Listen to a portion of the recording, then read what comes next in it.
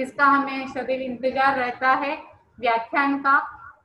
तो बिना किसी रूपरेखा के मैं अपना जो आज की विदुषी डॉक्टर पद्मनी नागराजू जी हैं बेंगलोर से, डॉक्टर पद्मनी नागराजू बेंगलोर के द्वारा आज हमारी 11वीं भावना बौद्धि दुर्लभ की का व्याख्यान सुनेंगे। बहुत बहुत स्वागत है हमारे 12 भावना कार्यक्रम में।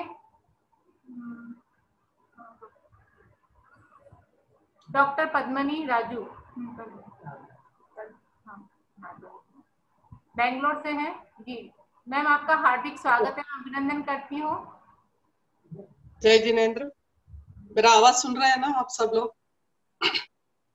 Okay, thank you. सरस्वती नमस्तुभ्यं वरदे कामरूपिणी विद्यारंभम करिष्यामि सिद्धिर्भवतु मे सदा। मैं सरस्वती को नमस्ते करके आज मेरा बौद्धि दुर्लभ भानुप्रेक्षे के बारे में बात करने के लिए मैं इधर बैठी हूँ। मैं पहले ही आप सबसे क्षमा मांगती हूँ क्योंकि मैं हिंदी भाषी का नहीं हूँ, मेरा मातृभाषा है कन्नड़ा। इसलिए मैं पहले भी मेरा नाम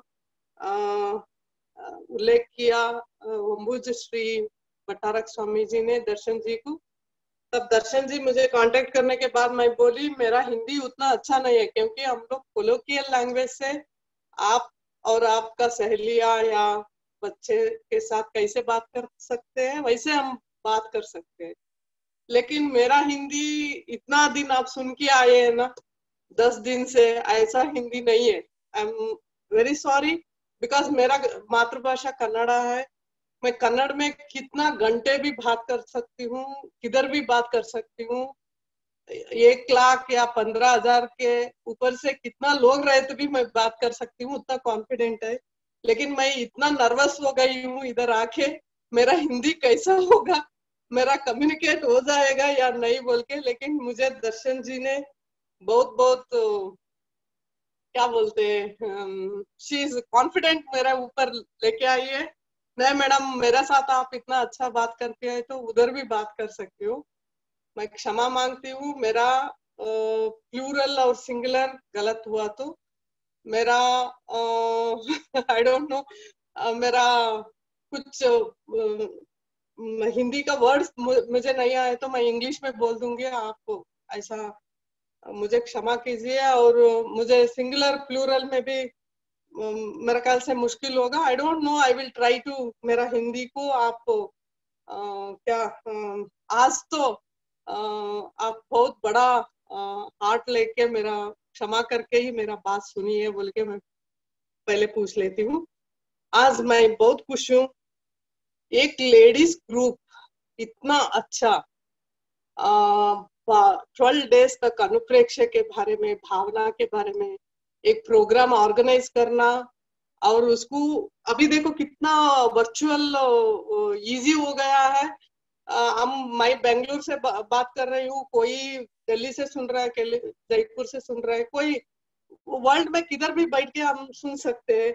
ऐसा हालत में भी श्रमण संस्कृति संरक्षण समिति ये प्रोग्राम बहुत बढ़िया आयोजित किया है। 12 दिवसीय कार्यक्रम में मार्गदर्शक दिए हुए डॉक्टर ज्योति जैन, श्रीमती मंजुलता जैन को मैं आभारी हूँ, और अध्यक्ष डॉक्टर सत्येंद्र जैन जी, उपाध्यक्ष नितिन जैन जी, और बहुत बढ़िया उस दिन से मैं देख रही हूँ वो संयोजन करने वाली डॉक्टर दर्शन जैन जी।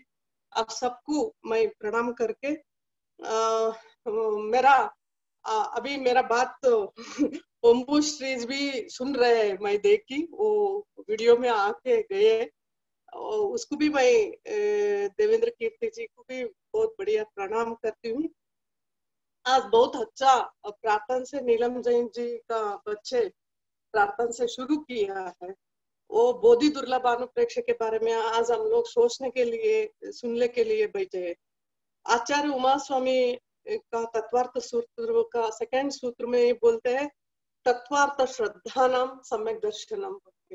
ऐसा तत्व का श्रद्धा करना सम्यक दर्शन मिलता है, ऐसा हम सोचते हैं ना, वही कार्तिकेय आचार्य भी कार्तिकेय अनुप्रेक्षा में कहता है, वारस अनुवेक का वो घनीय हो, जिना आगमन सारेण, जो पढ़ही सुनही सो पावही उत्तमम सुखम।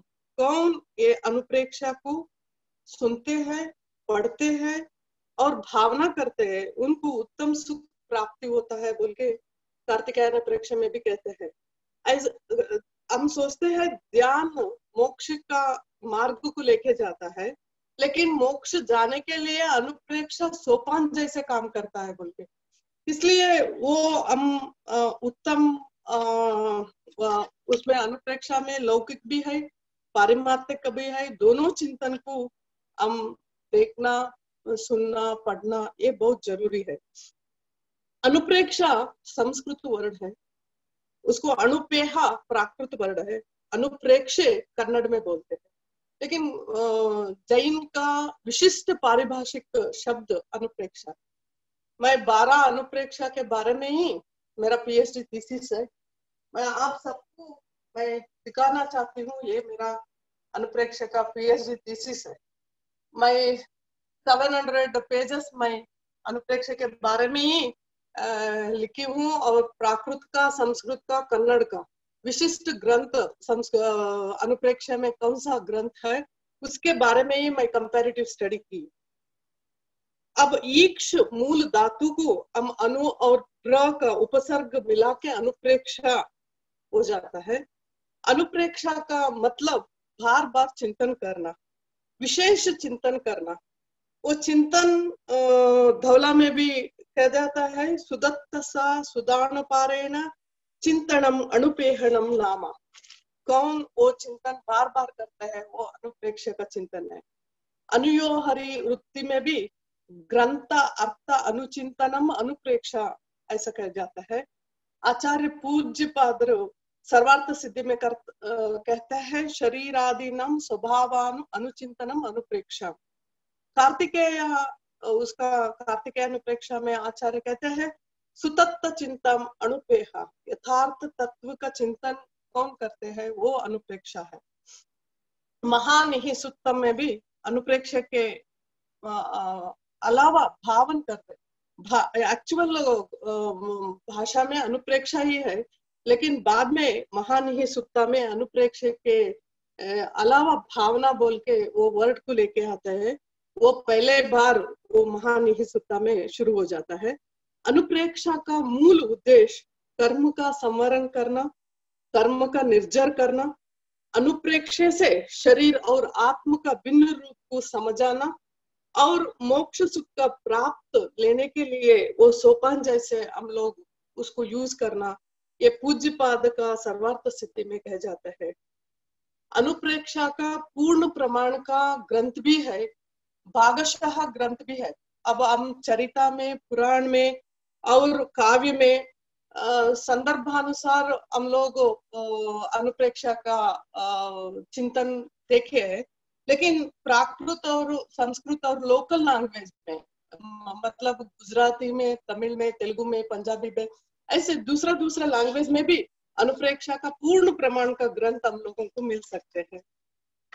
उसमें एग्जाम्पल देना है तो कुंद आचार्य का प्राकृत ग्रंथ भारस अणुवेक का, स्वामी कुमार आचार्य का कत्तिगे अणुवेक का, शुकोटाचार्य और शिवार्य का मूलाराधने अथवा भगवती आराधना और मरण समाहि, वट्टकेरा आचार्य का मूलाचार, जीव संबोधना, ये सब द्वादशानुप्रेक्षा ऐसा ग्रंथ पूर्ण प्रमाण के द्वादशानुप्रेक्षा के ऊपर ही लिखा हुआ है। कन्नड़ में भी आप लोगों को वो समझ नहीं आए इसलिए मैं बात कर रही हूँ। कन्नड़ में भी पूर्ण प्रमाण का 12th सेंचुरी का रहने वाला बंधु वर्मा बोल के एक पोएट जीव संबोधने बोल के एक ग्रंथ लिखा है, और विजयन्ना बोल के एक 13th और 14th सेंचुरी में इधर था, उसका द्वादशानुप्रेक्षे बोल के भी एक ग्रंथ है। वो पूर्ण प्रमाण का अनुप्रेक्षा के बारे में ही लिखा हुआ ग्रंथ है। बोधि का मतलब सम्यक ज्ञान, इसका मतलब नॉलेज, दुर्लभ वो हम लोगों को मिलना मुश्किल है, उसके बारे में attain with lot of difficulties, that too is very rare, ऐसा दुर्लभ के बारे में हम लोग सोच सकते हैं। भारा अनुप्रेक्षा में भारसा अनुवेग का मूलाराधन ग्रंथ में वो भारवा संख्य में ही बोधि दुर्लभ अनुप्रेक्ष को कहते हैं।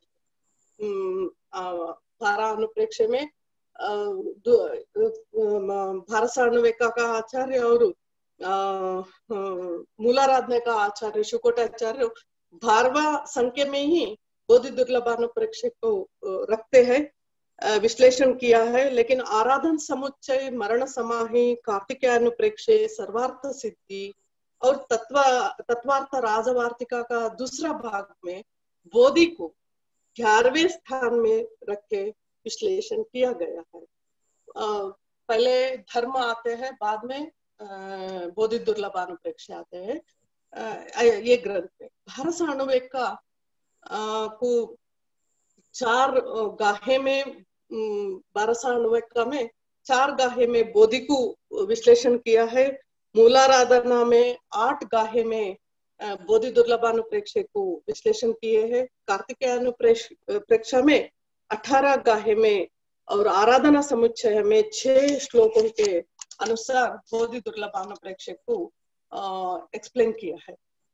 भारसा अनुवेग का बोधि विश्लेषण दिया उपजये सन्नाया जीर्ण उवयेन तस्सु वायसा चिंता अवेहि बोहि अच्छतम दुर्लभम बोधि।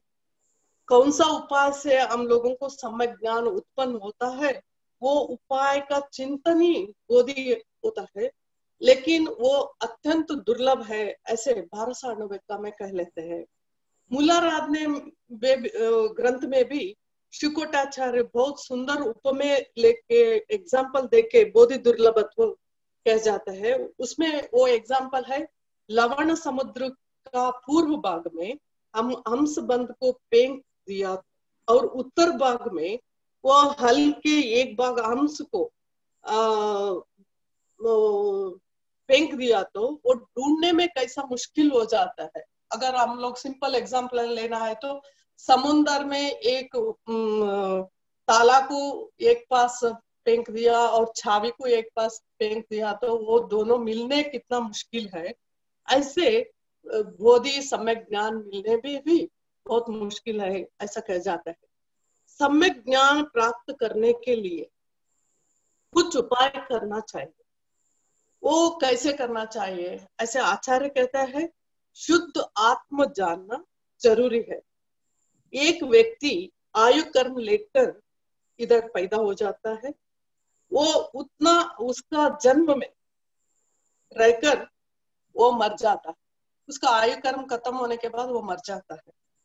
लेकिन वो जाने के बाद संसार में इतना दुख फैल जाता है, किसको वो कितना बंधु था, कितना समीप था। और अगर एग्जाम्पल में एक हस्बैंड मर गया तो उसका बीवी को कितना तकलीफ हो जाता है, उतना दुख हो जाता है, बच्चों को कितना दुख हो जाता है। लेकिन दूर बंधु को उतना ज्यादा नहीं हो सकता है, लेकिन दुख तो हो जाता है। ये तो परंपरा से आया हुआ दुख और सुख को निभाना बहुत जरूरी है। संसार में काम क्रोध मोह माया को अनुभव करना, वो तो आयु कर्म रहता है, कितना दिन उतना दिन तो हम ये सब काम क्रोध मोह माया को तो अनुभव करना ही चाहिए, वो हमसे दूर नहीं हो सकता। आत्म को एक खेत मान लिया तो उसमें पाप पुण्य का फसल उमड़ते कर्म का प्रभाव से ही चलता रहता है। वो फल को अनुभव लेना, वो सुख और दुख को अनुभव लेना, कर्म का फल हम नहीं चाहे तो भी वो हमें जिंदगी भर वो हम लोगों को मिलते ही रहते हैं। एक एग्जाम्पल मैं देना चाहती हूँ। एक लड़की, एक शादी होना जैसा, इट मीन्स 18 इयर्स का लड़की, एक 18-20 का साल का एक लड़की बस में जाती वक्त अगर वो बैठ के वो विंडो के पास ऐसा हाथ रख के फोन में बात करती रहती है। ये तो हुआ एक इंसिडेंस ही है। बात करती रहती है, बाजू में एक ट्रक आके उसका हाथ कट जाता है। फ्रैक्शन ऑफ सेकंड में वो एक्सीडेंट हो जाता है, उसका हाथ कट जाता है। उसके बाद उसको हॉस्पिटल लेके जाते हैं, तो डॉक्टर ऑपरेशन करने के लिए सोचता है, लेकिन ऑपरेशन हो जाता है, लेकिन वो लड़की का हाथ वापस नहीं आता है। घर में सब लोग दुखी हो जाते हैं। वो किसको मालूम था वो लड़की ऐसा हाथ रखती है। उसी टाइम में एक फोन आता है, उसी टाइम में ट्रक आके उसको एक्सीडेंट हो जाता है, किसी को भी पता नहीं है। लेकिन दुख तो फैलता है। ये तो बाहर का एक निमित्त के कारण से ये सब हो जाता है। वो लड़की अभी शादी होने का एज में है, अभी उसको कौन शादी करेगा, उसका जिंदगी क्या हो जाएगा, ये सब घर पे मम्मी पापा सब लोग सोचना पड़ता है। लेकिन वो लड़की भी सोचना शुरू करती है, मेरा एक हाथ नहीं है, मैं क्या कैसे जी सकती हूँ। हम लोग देखे हैं बहुत लोगों को आंख नहीं है, पाँव नहीं है, हाथ नहीं है, वो सब लोग जिंदगी में बड़ा बड़ा काम किया है, वो भी देखा है। लेकिन उसका मम्मी बोलती है तुम्हें शादी नहीं हो सकता है, तुम दूसरा घर में जा नहीं सकती हो। इसी वक्त तुम अगर वो सोचते हैं अगर ये लड़की मर गया तो अच्छा होता, बोझ पड़ गई। लेकिन ये सब हमारा हाथ में कुछ भी नहीं है। ये आयु कर्म हम लोग लेके आए हैं, वो पिछले जन्म का कर्म का बंध तो हम लोग इसी जन्म में या दूसरा जन्म में वो तो भुगतना पड़ेगा, उसको निभाना पड़ेगा, उसको हटाना भी पड़ेगा। लेकिन हम लोग सोचते हैं ये सब लोगों को वही सोचते रहते हैं हम लोग, ये कब खत्म हो जाएगा, ये सब पूर्व जन्म का पाप है, ये सब सोचता है। लेकिन उदय तो कभी भी हो सकता है, कर्म का उदय, पाप पुण्य का उदय ये जन्म में भी हो सकता है, दूसरा जन्म में भी हो सकता है, कभी भी हो सकता है। इसका सोचने का समय ज्ञान हम लोग रहे तो समता भाव से इसको ले सकते हैं। समता भाव आना इतना मुश्किल है, इतना संकट हम सब लोगों को आता है। तब भी अगर एग्जाम्पल देना है तो किसको मालूम था कोरोना आता है। हम लोगों को मालूम हो रहा है अभी मलेशिया में इससे भी ज्यादा बहुत बड़ा कोरोना से ज्यादा और एक बीमारी आने वाला। लेकिन हम लोग सोचते हैं कैसा जीने का। अगर ऐसा जीने के लिए भी हम लोगों को एक सम्यक ज्ञान का साथ बहुत जरूरी है। समुद्र को रत्नाकर कह जाता है, समुद्र को रत्नाकर भी कह जाता है, दूसरा नाम है रत्नाकर बोल, रत्न मिलता है बोल के इसलिए उसको रत्नाकर कह जाते हैं। वैसा समुद्र में रत्न अगर हमारा एक डायमंड का रिंग को उधर डाले तो कैसा नहीं मिल सकता है, वैसे हमें मानव जन्म में सम्यक ज्ञान मिलना उतना आसान नहीं। मूलाराधना में इसी बारे में आचार्य कहते हैं, यह दुलहम मणयत्तम लहिवूणम जे रमन्ते विशेषे ते लहीय दिव्य रयणम भूयि निमित्ता पजालंती। ऐश के लिए हम लोग अमूल्य रत्न को कैसे नाश किया जैसे अमूल्य मानव जन्म लेकर इंद्रिय विषय में भ्रमण करवा, ऐसा जीव को ये आचार्य ने उपमेय देता है।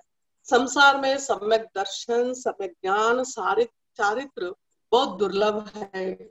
ऐसा एग्जाम्पल हम लोगों को मूलाराधना में मिल सकता है। मरण समाधि में भी ऐसा ही एग्जाम्पल दिया है।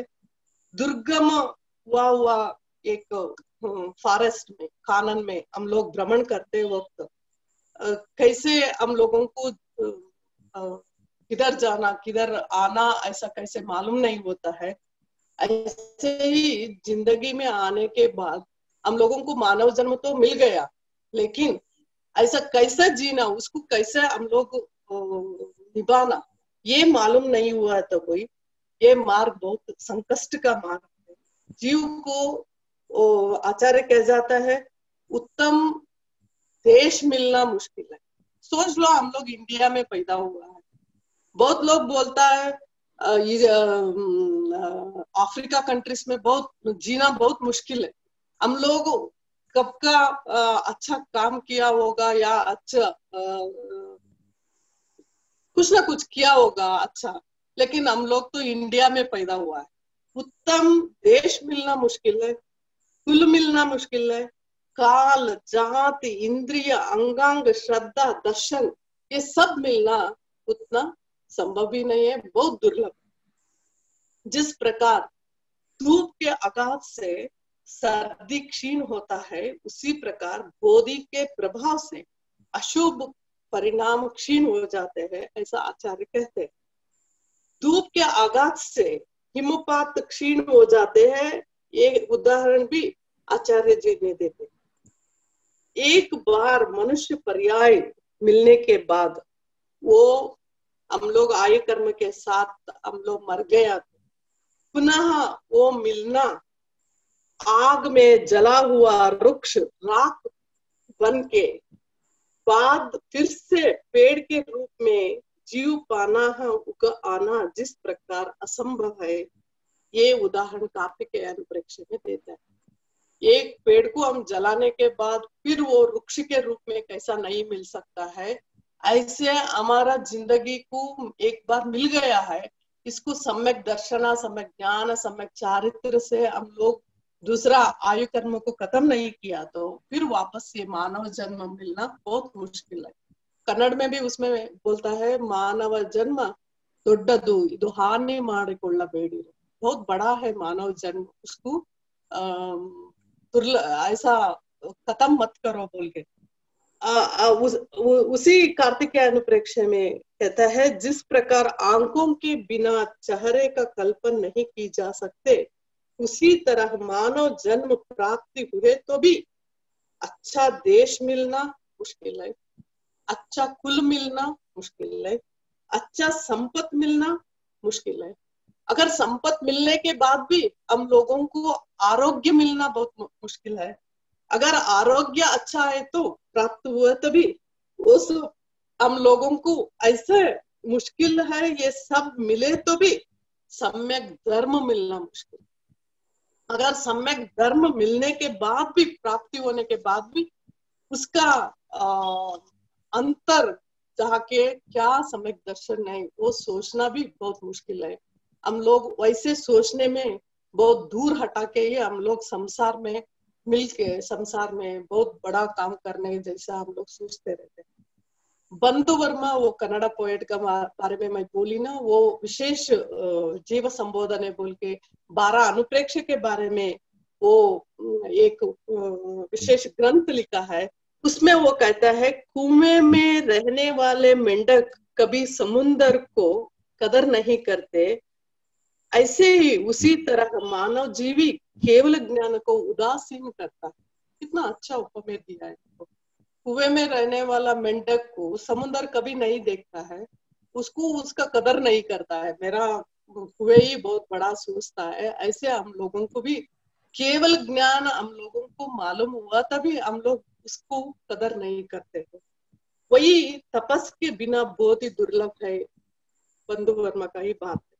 वही विजयन्ना 13th और 14th सेंचुरी में कन्नड़ा का राइटर कौन था, वो बोलता है राज्य पदवी मिलना और संपत्ति मिलना आराम से होगा, लेकिन बोधि रत्न मिलना मुश्किल है, ऐसा कहा जाता है। मानव जन्म मिला है, इसमें किसी को आंख नहीं, किसी को पांव नहीं, किसी को हाथ नहीं, फिर भी वो लोग बड़ा बड़ा काम कर रहा है। हमारे पास बुद्धि है तो हम इतना तो विचार करना चाहिए कि हमारा पास सब कुछ ठीक ठाक है, हमें आयु कर मिला है, इसलिए जिंदगी जी रहे हैं। हर कर्म के पीछे हम विचार करना चाहिए कि हमारा कर्म के फल हमें ही भुगतना है। वृक्ष में मीठा फल भी मिलता है, कड़वा फल भी मिलता है, लेकिन हम लोगों को मीठा फल का ही चाहते हैं तो, लेकिन किसी को भी कड़वे फल का इंटरेस्ट नहीं रहता है। लेकिन कड़वे और मीठा दोनों को भी जिंदगी बोले तो भी सुख और दुख का मिला होता है। इसको समता भाव से लेना बहुत बड़ा ज्ञान तो मिलना चाहिए। किस समय हमारा सामने कौन से कर्म का फल आ जाए कुछ नहीं कह सकते। किसको पता था कोरोना आएगा, जिंदगी ऐसा जीना पड़ेगा।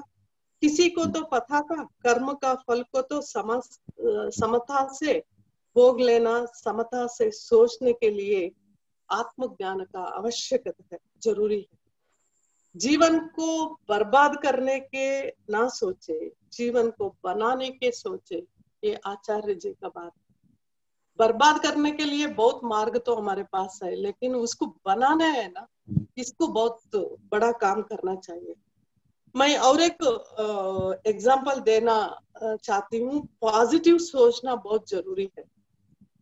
आधा एग्जाम्पल में, एक घर में दो डोर है तो दो बंद किया हो तो एक ओपन है, तो हम लोग कैसा सोच सकते हैं, एक तो बंद है एक तो ओपन है। तब हम सोचते हैं एक दरवाजा है तो हम लोग आधा दरवाजा खुला है, तो नेगेटिव लोग सोचते हैं आधा दरवाजा बंद है। अगर वही लेकिन पॉजिटिव लोग सोचते हैं आधा तो खुला है। हमारा इस तरह कोरोना जैसा महारोग को आप पॉजिटिव भी ले सकते हो, नेगेटिव भी ले सकते हो। इसलिए एक भाग्य का दरवाजा बंद हुआ तो दूसरा भाग्य का दरवाजा खुलने के लिए तो तैयार रहता है। आपका बुद्धि जागरूक रहे तो रोना बंद करके दूसरा दरवाजा को देख सकते हैं। अदरवाइज हम लोग उसके हमारा हम बहुत बार सोचते हैं हमारा घर में कुछ आप बुद्ध का एक एग्जाम्पल भी ले सकते हैं। वो एक किस्सा गौतमी आती है बुद्ध के पास, मेरा पास मेरा बेटा मर गया है, उसको वापस जिंदगी दे दूंगी। लेकिन बुद्धा बहुत अच्छी तरीके से उसको बोलता है, किसका घर में क्या बोलता है, सासवे को बोलता है ना, वो किसका घर में वो नहीं है उसको लेके आओ। बाद में सबका घर जाती है, किसी का घर में भी पूछती है आपके घर में सासवे बोलते हैं, सासवे ही बोलता है क्या, आई डोंट नो हिंदी में क्या बोलता है, वो सासवे है तो लेके आओ बोल के। लेकिन वो लोग देने के लिए तैयार है तो वो लोग पूछते हैं आपका घर में किसी का डेथ नहीं हुआ क्या, वो बोलते हैं नहीं नहीं पिछले साल हमारा पापा मर गया। सबका घर में भी किसी ना किसी मर गया है, वो खाली हाथ से वापस आते हैं। बुद्ध भगवान कहता है देखो सबका घर में भी दुख है, सबका घर में भी मरे हुआ है। तब तो सोचो तुम्हारा बेटा का मरने का बात बहुत बड़ा नहीं है। ऐसा हम लोग पॉजिटिवली लेना, ये बहुत बड़ा बात हम लोगों को आना चाहिए। इसलिए इस जन्म में नहीं सही किसी ना किसी जन्म में बोधि का काम आ जाएगा। इस जन्म में समय ज्ञान नहीं मिले तो भी उसका काम तो शुरू रखना जरूरी है। ये तो बहुत बड़ा काम है। हम लोगों को जिंदगी में, इस जिंदगी में मिल गया सब कुछ है बोल के बहुत बार बोलते हैं मंदिर जाना, आचार्य जी को नमस्ते करना, अच्छा ग्रंथ को पढ़ना, समझना चाहिए। लेकिन बहुत लोग बोलते हैं हमें टाइम नहीं है। टाइम किसका पास रहता है, सबके पास टाइम 24 आवर्स ही है। लेकिन तुम कैसे उसको यूज कर सकते हो, उसको कैसे पॉजिटिवली ले सकती हो। आप ऐसा पढ़ने में, सोचने में बहुत बार किसी गुरु के साथ हम लोगों को वो समझना चाहिए, किसी आचार्य जी के सामने बैठ के उसको समझना चाहिए। ऐसा जागृति रखना, ऐसा धार्मिक रखना, उसका ये जन्म में नहीं मिले तो भी दूसरा आयु कर्म में, अगर दूसरा जन्म में भी, ये तो प्रोसेस तो जाता रहे। हम लोगों को रन्ना कन्नड़ा पोएट 10वीं शतमान का वो एक बात कहता है, आचार्य जी का एक कुत्ता आके पार्क में बैठा रहता है। आचार्य जी आके उधर वो पार्क में बैठे रहते हैं। वो कुत्ता मरने जैसा रहता है। वो तब आचार्य जी ने वो देख के नमो हिहंताणम, नमो सिद्धाणम, नमो आयर्यणम, नमो उज्जैनम, नमो लोये सवसाहनम बोल देता है। वो नेक्स्ट जन्म में वो मानव हो जाता है। हम लोगों का प्रोसेस तो रखना चाहिए ना, सम्यक ज्ञान। हम बहुत बार बोलते हैं हमारा हम लोगों को पंचेंद्रिय में बहुत गलत कौन सा है, कोई पूछ लिया तो मैं बोलती हूँ सबको मालूम है, सब लोग बोलते हैं पंचेंद्रिय में बहुत मुश्किल है हमारा आंख। ये आंख की हम लोगों को बहुत गड़बड़ कर जाता है। देखने का है ना, हमारा देखने का है, वो देखने के बाद इसलिए हम जैन शास्त्र में सम्यक दर्शन, सम्यक ज्ञान, सम्यक चारित्र को इतना महत्व दिया है, क्योंकि हम अच्छा देखना, अच्छा सुनना, अच्छा चारित्र से मार्ग से हम लोग जाना। इसलिए सम्यक दर्शन से ज्ञान मिलेगा, ज्ञान से हमारा चारित्र ठीक हो जाएगा। और आत्म का चारित्र मनुष्य का मुकुट है। असंभव ज्ञान को पाने के लिए धर्म पालना जरूरी है। वीतराग भगवान का उपदेश को समझने का मार्ग हम सबको होना जरूरी है। धर्म जानना, अहिंसा पालन करना। अगर हम लोगों को बौद्धि दुर्लभ तो है, लेकिन उसका लाइन में तो रहना चाहिए। उसके लिए हम लोग क्या करना चाहिए, बोधि को कैसा ले सकते हैं, लेकिन बोधि कैसा हम लोगों को मिल सकता है, ऐसा मार्ग क्या है बोल दिया। तो धर्म को जानना, अहिंसा को पालन करना, शुभ चिंतन करना, आत्मा और शरीर का भेद जानना, श्रवण संस्कार को मानना, धर्म पालन करना, ये सब चिंता को हम लोग समय ज्ञान से जागरूक रखना जरूरी है। इससे बोधि हम लोगों को मिलता है। मेरा समय हो रहा है। मैं लास्ट में एक बात कह के मेरा उपन्यास को मैं समाप्त करती हूँ। जिंदगी को कैसा सोचना चाहिए। कोई टूटे तो उसे सजाना सीखो, कोई रूठे तो उसे मनाना सीखो। कोई टूटे तो उसे सजाना सीखो, कोई रूठे तो उसे मनाना सीखो। रिश्ते तो मिलते हैं मुकद्दर से, दोस्तों बस सुने खूबसूरती से दीवाना सीखो। जन्म लिया है तो सिर्फ सांस मत लीजिए, जीने का धर्म भी सीखो। शमशान ऐसे लोगों की राख से भरा पड़ा है जो समझते थे कि दुनिया इनके बगैर नहीं चल सकती।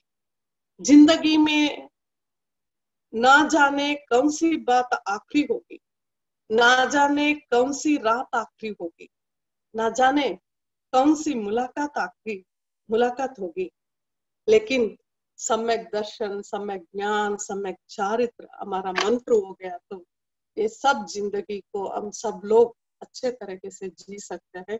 ये मेरा उपन्यास का था, लेकिन एक्सक्यूज कीजिए मेरा हिंदी अच्छा नहीं, तो भी आपको कम्युनिकेट किया जैसा मैं सोचती हूँ। थैंक यू, ये अवकाश मुझे दिया और अवसर मिला। आप सबसे मैं रोज देखती थी आपका ये वेबिनार को, मुझे भी ये अवसर मिला, इसलिए मैं धन्यवाद कहती हूँ। कुछ गड़बड़ है तो मुझे माफ कीजिए। धन्यवाद।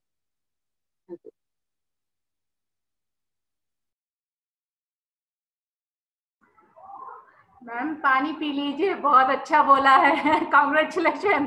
बिल्कुल भी नहीं लग रहा था कि आप कर्नाटक की हैं और कन्नड़ बोल रही की भाषा की हैं वैसे।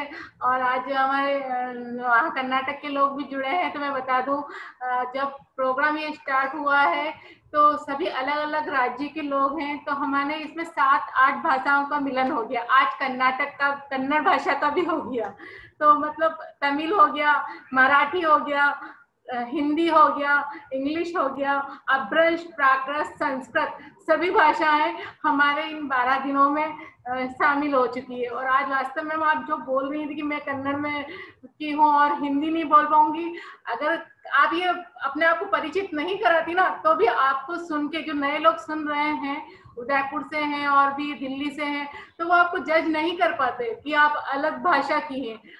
बहुत सुंदर, बहुत अच्छी, क्योंकि कमेंट्स भी आप देख रहे होंगे, जैसे चैटिंग में आया है कि मैडम बहुत सुंदर और बहुत अच्छा बोल रही है, और एग्जाम्पल भी आपने बहुत अच्छे से रखे, बहुत बहुत अच्छा बोला वास्तव में, बिल्कुल भी नहीं। और कल भी आपको समापन में आना है, समय निकाल करके कल। हाँ, कल तो फिर सभी को आना है, 12 ही जो होंगी हमारे सभी को, क्योंकि कल कुछ अपने अतिथि, विशिष्ट अतिथियों को भी अपन ने इनवाइट किया है, तो उनको भी सुनना है। और कल आपका जो 12 ही दिन के जो विश्लेषण है, मैंने जो नहीं किया है और भी मैंने किसी से नहीं करवाया है, तो 12 ही भावनाओं का जो विश्लेषण है वो विशिष्ट अतिथि के द्वारा या अध्यक्ष महोदय के द्वारा अपना होगा। आगे चलते हैं हम। मैं स्वागत तो करती हूँ उनका और आभार भी देती हूँ हमारे परम श्रेष्ठ सम्माननीय देवन कीर्ति स्वामी जी जो पधारे हैं, मैं उनका बहुत आभार करती हूँ और आपको सभी जनों की तरफ से, हमारे समिति की तरफ से क्षमा करती हूँ और हमचा पार्षद भगवान को भी नमस्ते करती हूँ। और हमारे साथ हैं डॉक्टर सुषमा सिंघवी मैम, उनको मैं भी आभार देती हूँ और 2 मिनट के लिए मैं इस कार्यक्रम में वो पधारी हैं, तो मैं उनका चाहती हूँ कि आप हमारे महिलाओं का और आप भी उत्साहवर्धन के लिए 2 शब्द मैम बोले। डॉक्टर सुषमा सिंघवी मैम, जय। बहुत बहुत आभार आपका। मैम कैमरा ओपन कर लीजिए।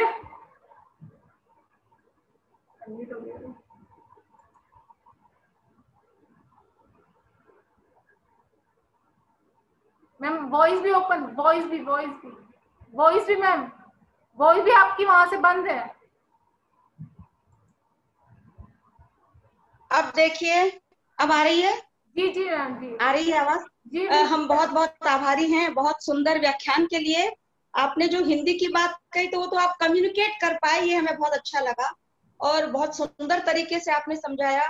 बोध ही दुर्लभ भावना, तो दुर्लभ है, ऐसा नहीं है कि अप्राप्य है या अलभ्य है, इसलिए आपने जो संकेत दिया है कि हम उस राह पर चलें, तो ये बहुत ही अच्छा है। बोध अपने भीतर ही है, उसको केवल अनकवर करना है, उसको केवल उघाड़ना है। तो इस दृष्टि से जो रास्ते आपने प्राकृत, संस्कृत, कन्नड़ भाषा के ग्रंथों के माध्यम से बताए हैं वो हमारे लिए बहुत उपयोगी होंगे और मैं समझती हूँ कि इस दिशा में एक कदम भी हम आगे बढ़े तो निश्चय ही हमारा यह जीवन बहुत ही सुंदर, श्रेष्ठ और प्रशस्त होगा।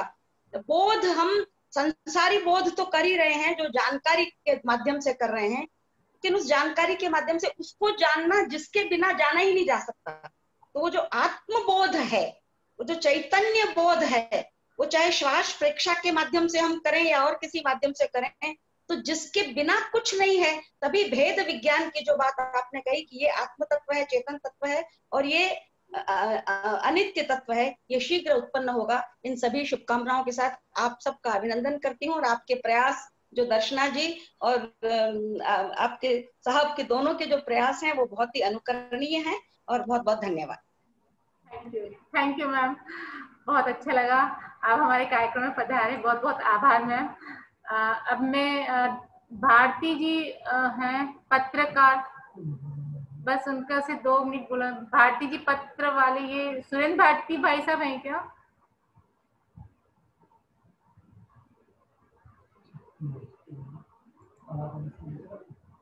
भारती जी अनम्यूट नहीं हो रहा आपका।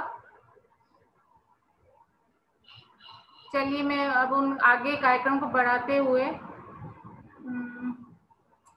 बबीता क्या नाम? हाँ, बबीता जैन नई दिल्ली से जो है समिति की प्रचार मंत्री हैं बबीता जैन। अनम्यूट करिए बबीता जी वहां से। सभी को सादर जय जिनेन्द्र। जय जिनेन्द्र। हाँ जी, जय जिनेन्द्र। मैं श्रमण संस्कृति इस श्रमण संस्कृति संरक्षण समिति नई दिल्ली के तत्वाधान में चल रही राष्ट्रीय 12 भावना व्याख्यान माला के 11वें दिवस पर 11वीं भावना बोधि दुर्लभ भावना का व्याख्यान आज श्रीमती डॉक्टर पद्मनी नागराजन ने बहुत ही सुंदर रूप से प्रस्तुत किया है।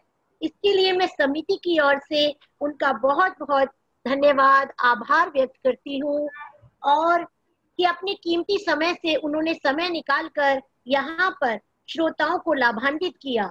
और साथ ही डॉक्टर सत्येंद्र जैन, डॉक्टर दर्शनमाला जैन जी को भी आभार व्यक्त करती हूँ, जिन्होंने इस जैसे कार्यक्रम का आयोजन किया जिससे श्रोताओं को लाभ मिला। और मंच की ओर से पद्मनी जी ने तो ये कहा था कि मैं हिंदी अच्छे से नहीं बोल पाऊंगी तो मैं समझा नहीं पाऊंगी, लेकिन अपनी कन्नड़ भाषा, हिंदी भाषा, अंग्रेजी भाषा और इतनी सारी भाषाओं का मिक्सचर करके जो उदाहरण आपने प्रस्तुत किए वो इतने अच्छे थे कि सारी बातें पूरी सार्थक हो गई, समझ आ गई। तो मैं बहुत बहुत आभार व्यक्त करती हूँ, और आभार व्यक्त करने के साथ साथ ही बाकी जितने भी नए मेहमान आज जुड़े हैं उन सब का भी आभार व्यक्त करती हूँ कि उन्होंने समय निकाला और कुछ लाभ प्राप्त किया। अभी अंतिम में दर्शनमाला जी, शायद डॉक्टर दर्शना जैन जी प्लीज जिनवानी स्तुति के लिए हम लोग तैयार हो जाएं, तो जिनवानी स्तुति करेंगे। सब अपने हाथ जोड़ लीजिए प्लीज, जिनवानी स्तुति के लिए रेडी हो जाइए। अपने आप को आप अनम्यूट कर सकते हैं, जो भी जिनवानी स्तुति साथ में बोलना चाहेंगे तो।